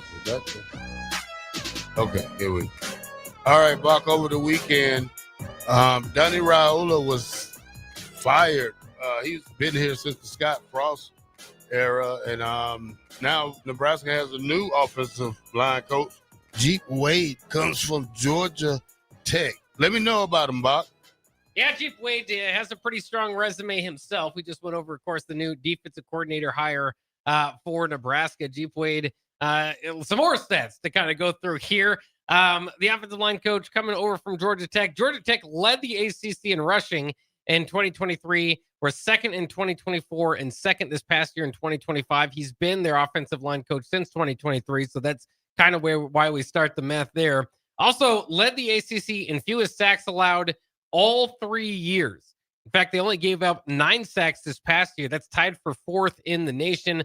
Many people will be quick to point out that Georgia Tech does have Haynes King, a mobile quarterback, one of the best mobile quarterbacks in college football. So that certainly helps. But either way, only giving up 9 sacks all year is very impressive. He's another guy who's got some offensive coordinator experience. He's done that twice at UC Martin, 2 different stints there. But more importantly, again, is his role on the offensive line. These past 3 seasons as Georgia Tech's offensive line coach, he's had 5 different offensive linemen awarded 7 different times as all-conference selections, including one player this past year in 2024 that was an All-American. He returned for 2025, so we'll see if the All-American team includes him once again this season. But appears to be a guy that is able to get some success out of the offensive line. Comes with a pretty good resume into Lincoln. So Jeep Wade, also a fun name. Good name for an offensive line coach, I think. Yeah, it is, Bock. Kind of interesting name, but he takes over for Donovan Raiola, who was fired over the weekend. Got a couple of guys coming back. I think we'll have to see. First of all, I know Justin Evans will be back. Who else, Bock? On Nebraska's offensive front, there's going to be a few names coming back. It's interesting to see, especially in the transfer portal. I think one of the most interesting guys is Elijah Pritchett. Yeah. If he's able to come back, I know a lot of people might think one way or the other about his NIL opportunities coming in. And so now, do you renegotiate that? What does that kind of look like? Could he get more on an open market than he would at Nebraska, who might have some mixed feelings about it? But by the season's end, I thought he was pretty good and somebody that Jeep Wade would probably be pretty excited to work with here. But they've got a couple other pieces coming back here as well for Nebraska on the offensive line for him to work with. Henry Lutovsky is out, Rocco Spindler out, like we've mentioned before. Turner Corcoran, of course, out. Tyler Knack likely will be back, and I have to say likely with everybody, right? Jason Masachek, another name to kind of look out for there. Some guys coming off of injuries. So going to have a little bit of his work cut out for him. I think they're going to have to go ahead and go to the portal and get some guys there. But I think that'll be a big part to this offseason. I think we all knew that was a big part to last year's offseason as well, and maybe just didn't kind of fit exactly what they wanted to do. Interesting, though, just kind of interesting move altogether. There's all different types of ways to go with, of course, letting go of Donovan Raiola. Did he get enough out of his offensive lines while he was here? Clearly, they didn't feel as much so here lately. Was he able to kind of bring in young guys, foster them, develop them, that sort of thing? Again, now you're kind of just left as Jeep Wade to hopefully do more with what's left over than his predecessor. Well, here's the guy that we need to keep an eye out on, Bock. Peyton Joseph from Georgia Tech is entering the transfer portal. He was their prize 4-star recruit back in 25. So he's hitting the thing. It says that let me see. It says that let me see what it says. It says when Coach Jeep Wade left, he immediately hopped in the portal. So you could probably look at that guy probably trying to get with his offensive line coach. Maybe they had a great relationship up there, and we'll just have to see how it goes. It doesn't say how big he's pretty big boy, but it's not given. giving me his size though. Yeah, and I have seen that. He's, you think sometimes when you hire a guy these days now, it might be linked to a player as well. We'll see if he comes along. Again, as I saw it, though, I mean, he's still kind of a prospect more so than proven player. So be another guy to kind of jump into the conversation. One guy I did want to mention, as he asked me that I realized I failed to mention, was Gunnar Gatula. Of course, he got injured kind of midway through the season. So hopefully he'll be back to kind of help out with that offensive line. But there's just a long way to go there, and we'll see. I mean, we talked about it when Emmett Johnson left. They kind of started to turn into somewhat of a pretty good road grading offensive line. Not overwhelming, right? But enough to allow Emmett Johnson to do what he did. Yet at the same time, their rushing numbers altogether, I mean, they still were under 150 yards per game rushing. And that's with, one of the best running backs in college football. So they're going to have to get significantly better. Jeep Wade, kind of known as a tactician, a guy that can come in and maybe kind of teach the detail-oriented guy. Obviously at Georgia Tech, not going to be dealing with a whole lot of 4- and 5-star recruits, but was able to turn these guys into all conference selections. So that's got to be the goal here. And I think you go out there, you find somebody with that on his resume. And again, I would say it's all about resume all the time, but I'm a big resume guy. And I like the fact that he has just in 3 seasons, and he's got a long track record before his Georgia Tech track record with the offensive line, but has been able to do it at the Power 4 level and already turn some of his players from into All-Americans. Keelan Rutledge is the one that kind of stands out as that guy. Again, he was an All-American last year, could be this year as well, and several others making all ACC teams. Yeah, when you talk about Jeep Wade, Bob, you talk about the part where his quarterback, Haynes King, had over 900 yards rushing. So this offensive blocking scheme that he has is sort of kind of for a running quarterback. Maybe we're trying to switch off to the TJ Lateef era. We don't know yet, Bob. Everything we talk about, everything we hear is just speculations right now. We haven't heard the anything negative or positive coming out of Nebraska camp about who's leaving or who's coming back. Yeah, but of course it's tough not to at least try to kind of connect those things when it comes down to the quarterback at Nebraska, and when we start the 2026 season. Obviously Donovan Raiola was brought in before Dylan, maybe part of getting Dylan to campus. And maybe that was part of the idea from Scott Frost to begin with. And then, of course, Matt Rule, again, that's the only guy that was held on that was a holdover from the Scott Frost staff. So, again, maybe that connection there.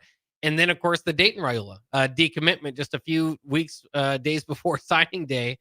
And now, so what was once projected to have 3 Raiolas on campus for next season now is down to 1. And so you automatically start to kind of get speculation there. But I think it's also interesting in the Donovan Raiola discussion is, did that offensive line get significantly better as the year gone on? Was it too late? I mean, did the offensive line get significantly better from when he got here to where it is now? Probably not. And again, I think that's part of the discussion. You don't have guys ending up on all Big Ten teams or, a boatload of these guys getting drafted or anything.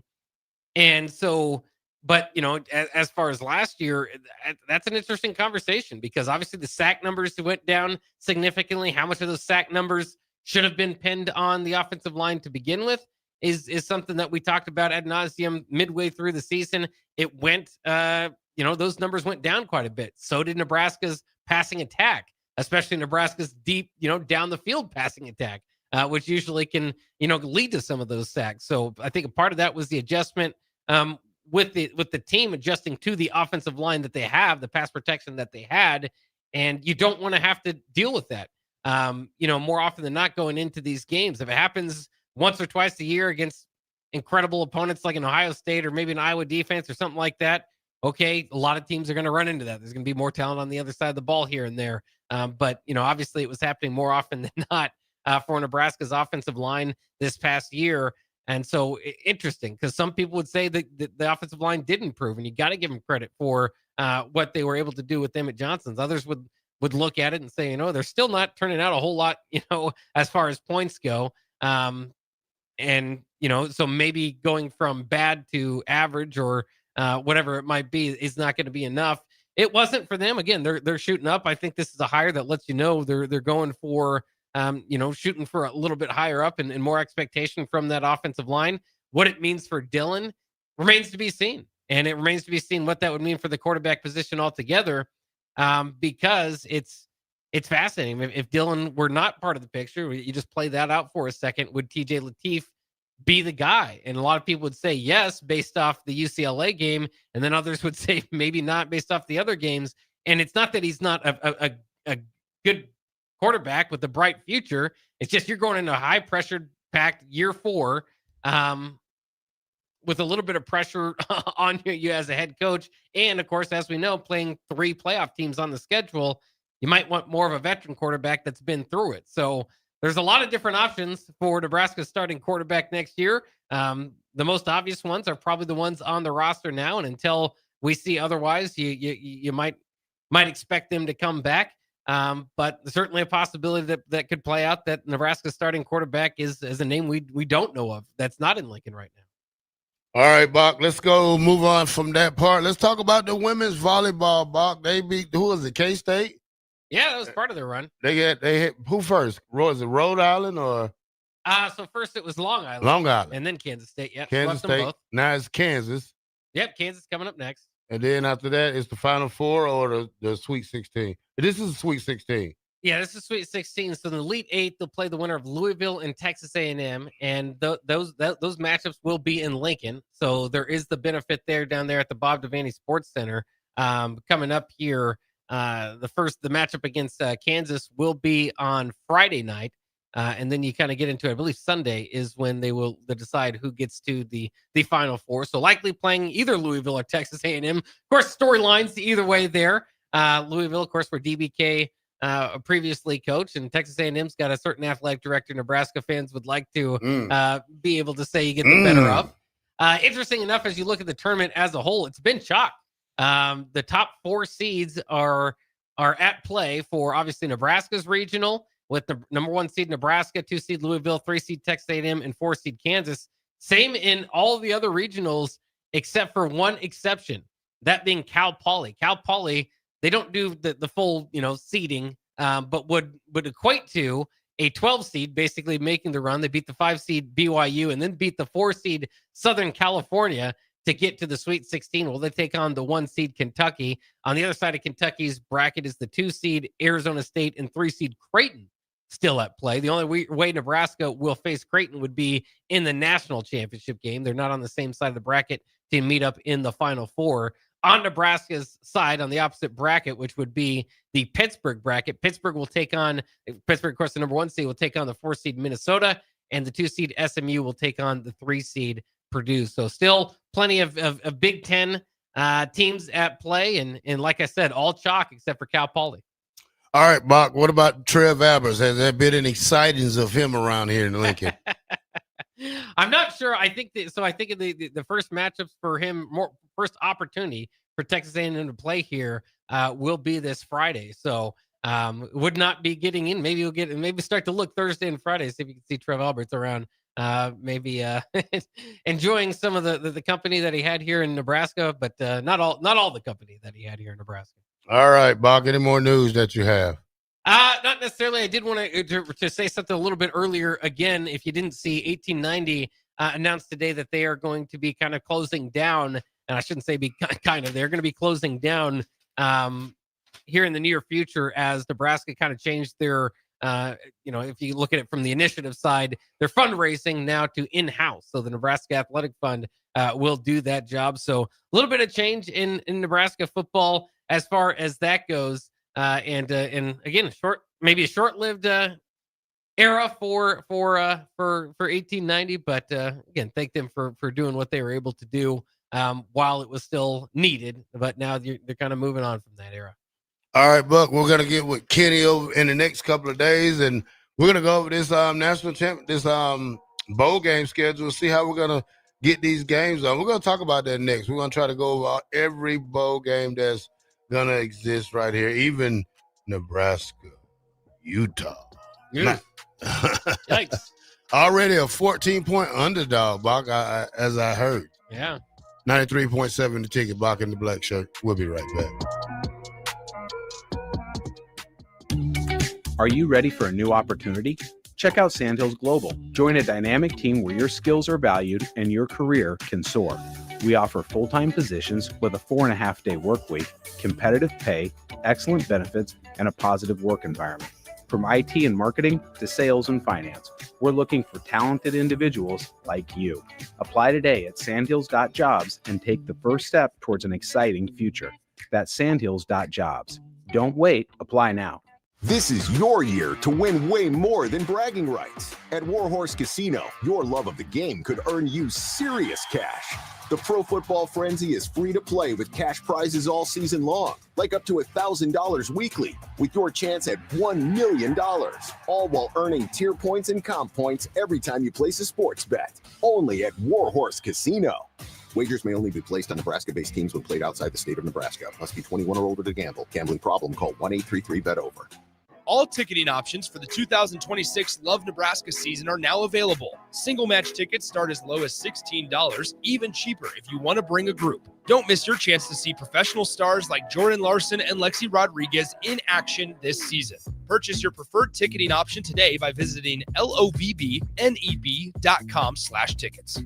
Hey, Lincoln and the surrounding area. Yin and Yang Acupuncture and Rune Wind Healing Arts is now open at 1701 South 17th Street in Suite 3G and ready to help you improve your general health. If you're experiencing pain, headaches, or any other issues, give Yin and Yang Acupuncture a call today at 402-480-1014 to schedule your appointment. For those struggling with deep tissue pain or just need an experienced massage therapist to melt the stress away, call Rune Wind Healing Arts at 402-601-9721 and schedule your appointment now. Visit Yin and Yang Acupuncture and Rune Wind Healing Arts today in Lincoln at 1701 South 17th Street in Suite 3G. Hi, Sean Callahan here for Coppell Chevrolet GMC, the #1 fastest growing GMC dealer in the Omaha and Lincoln area. We are going to keep this train rolling in a big way with new half-ton and 4x4 pickup trucks starting at $12,500 off list price or 0% financing. You heard that right, $12,500 off list price or 0% financing. You pick which one works better for you. Please stop on in the dealership and meet the team or check us out at koppelcars.com.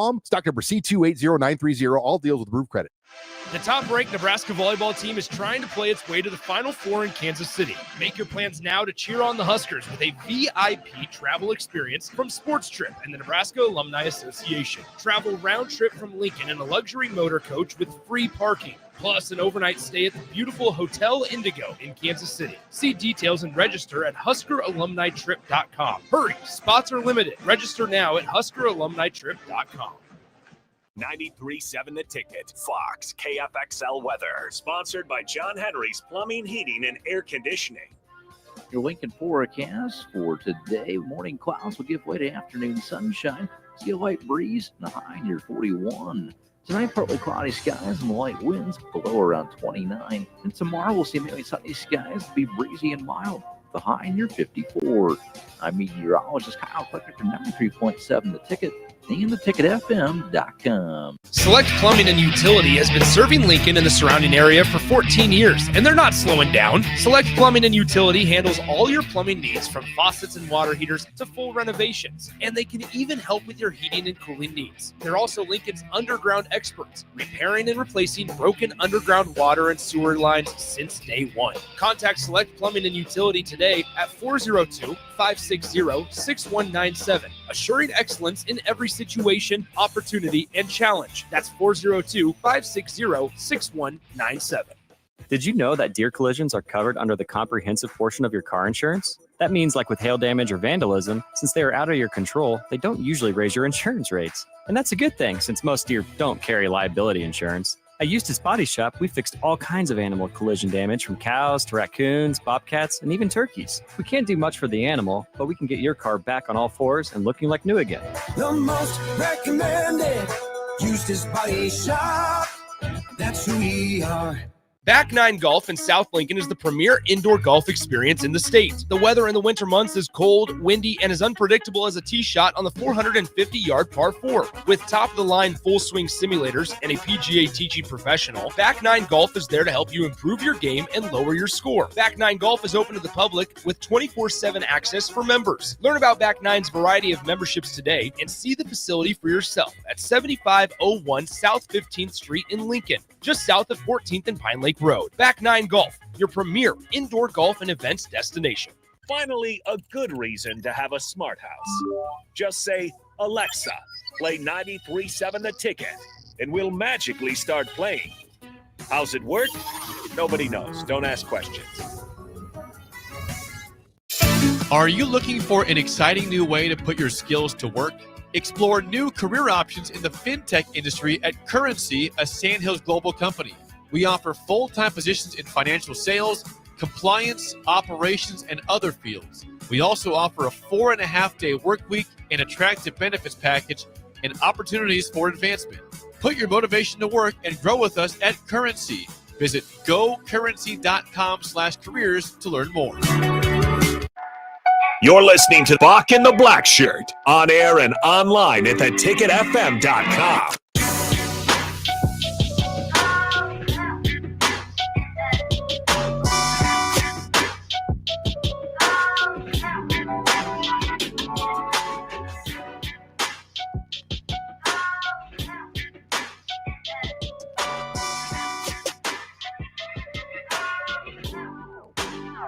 All right, welcome back to Bock and the Blackshirt here on 93.7 The Ticket. Bock, we're going to talk more in the week as we get closer to game time event against Utah. We're going to learn everything we're going to try to educate everybody as much as we can about the Utah Utes, ain't it?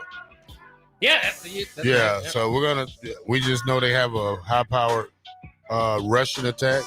And they're ranked 15th in the nation. Yeah, just outside the college football playoff. It's a little bit odd how Nebraska at 7-5 got matched up with the 10-2 Utah squad, but it is what it is. Nebraska gets paid pretty well to go out there, and the chance for Husker fans to enjoy New Year's Eve and New Year's Day. I'm assuming if you're just gonna watch the game and leave. They're in Las Vegas, so a cool bowl destination. Of course, last year was New York. This year, Las Vegas. Which is fine. Obviously, you'd rather be playing in better bowl games, but at least a unique opportunity. Yeah, maybe an opportunity for Bock and the Blackshirt to head to Vegas, but we never know. So the Bock and Blackshirt in Vegas. That sounds like a good episode. Yeah, that sounds like a good episode. We'll keep you informed on that. But yeah, Bock. As we talk more about these bowl games, we're gonna do 2 games this week, really 3. Because we had the Army-Navy game. Then we have, I don't know if you want to do the Cricket Celebration Bowl, South Carolina State versus Prairie View A&M.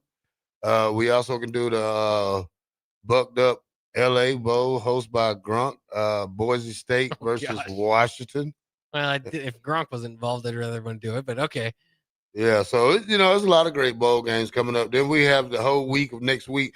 What you did talk about, Bock, was next week will be the first 2 rounds of the college playoffs. So we're looking at Alabama and Oklahoma on the Friday, the 19th. That's next Friday. And then Miami versus Texas A&M and Tulane versus Ole Miss and James Madison versus Oregon on Saturday, December 20th. So I think we can go from we do the games Tuesday the 16th, Wednesday the 17th. There's 2 on the 17th, 1 on the 18th, then 2 Friday, 2 and 3 Saturday. Yeah, it's kind of crazy. I'm still used to the old college football. Then we'll start it back over because then it's Monday.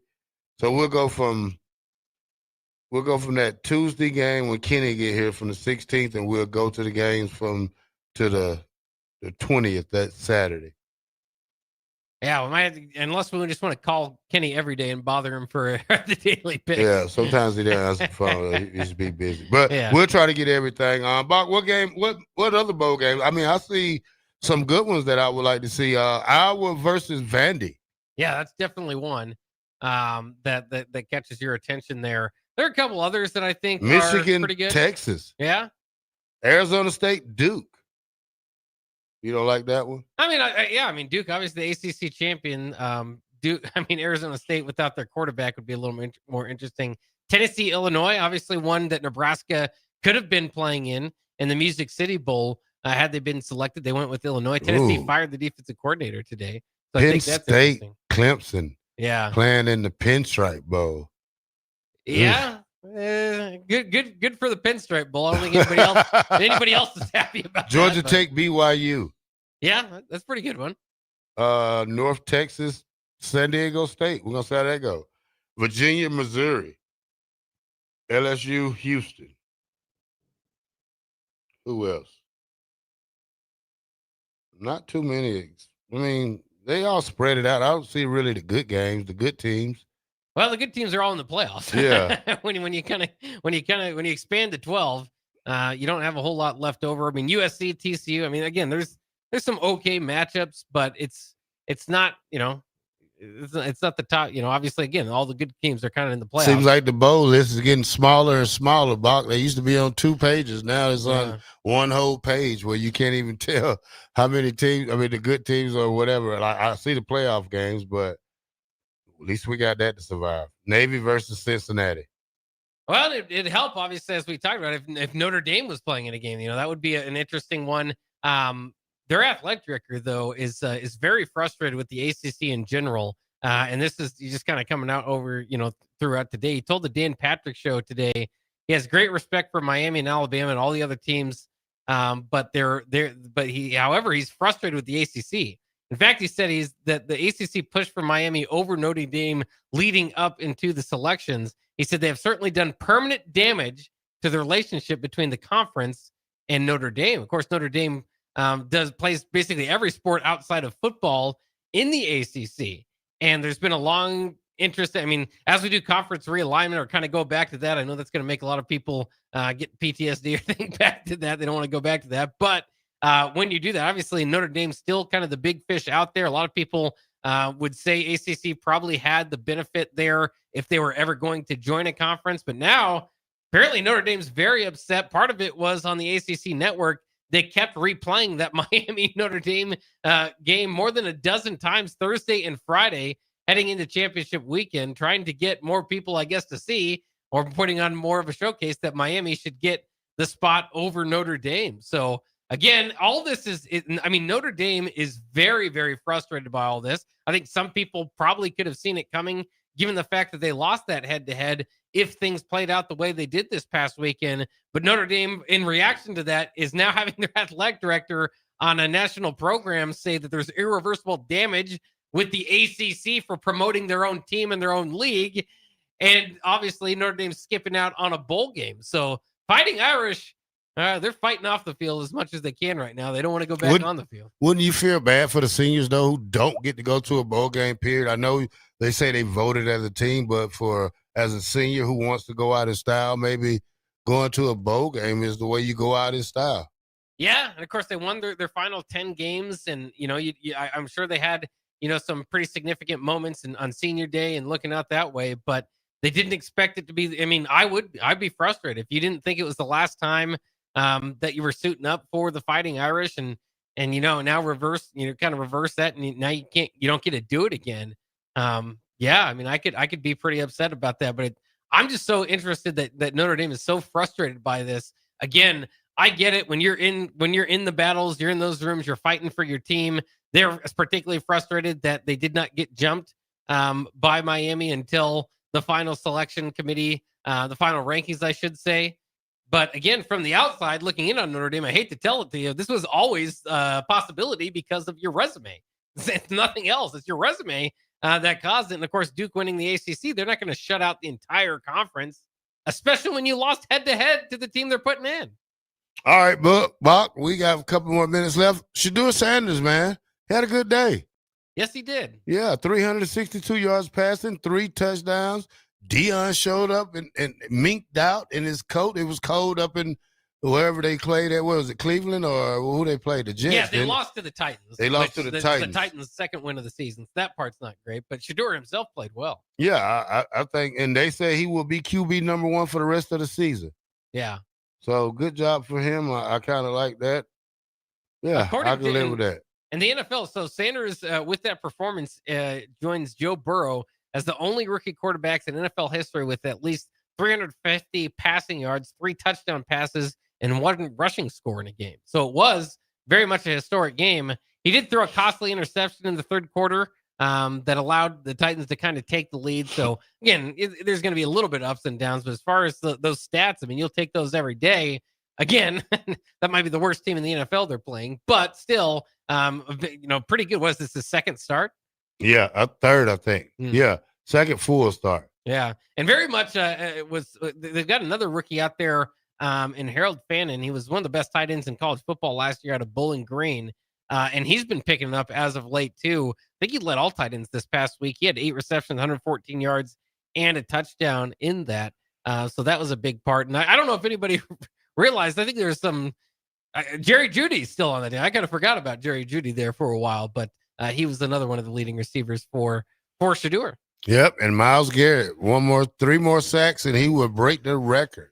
You checking on your Falcons or my Cardinals? No, we okay, Bob. Yeah, we already know what the outcome of that right there, so I'm not gonna. And I talked to Jake. Jake has 6-11 written up on the board for his Miami's Dolphins record, and guess what? They're 6 and what? 6 and 7. 6 and 7. I told Jake if they win one more game, you shouldn't even wear your gear anymore because you abandoned your team a long time ago. Well, to be fair, I mean, I'll give Jake credit because he's told me from the beginning, basically how the season has went. He thought that, other than I think he thought they had a chance to win a few more out of the gate, but he realized they're going to have a tough stretch there midway. And then as things started to turn, he said, yeah, they've got a chance. But now you look at their final games at Steelers, Bengals, Bucks, at Patriots. That's a pretty tough schedule left over for them. So they very well could still finish 6-11 as he predicted.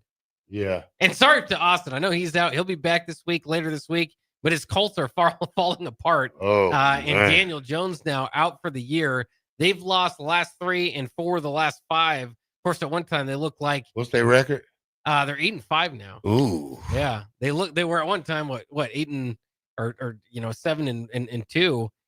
So it's falling out a little bit for him, and obviously losing your quarterback's going to be something they're going to have to get over. Riley Leonard, now looking like he's going to be the guy. I think Anthony Richardson's still injured, so could be the Notre Dame starting quarterback from last year. Yeah, good luck making the playoffs with them. All right, Bach, let's close this out. Stay tuned for Old School up next. Nick and Jay Foreman will be in the house. This is Terrell Farley. He is Jake Bockerman of Bock The Blackshirt. We'll see you later.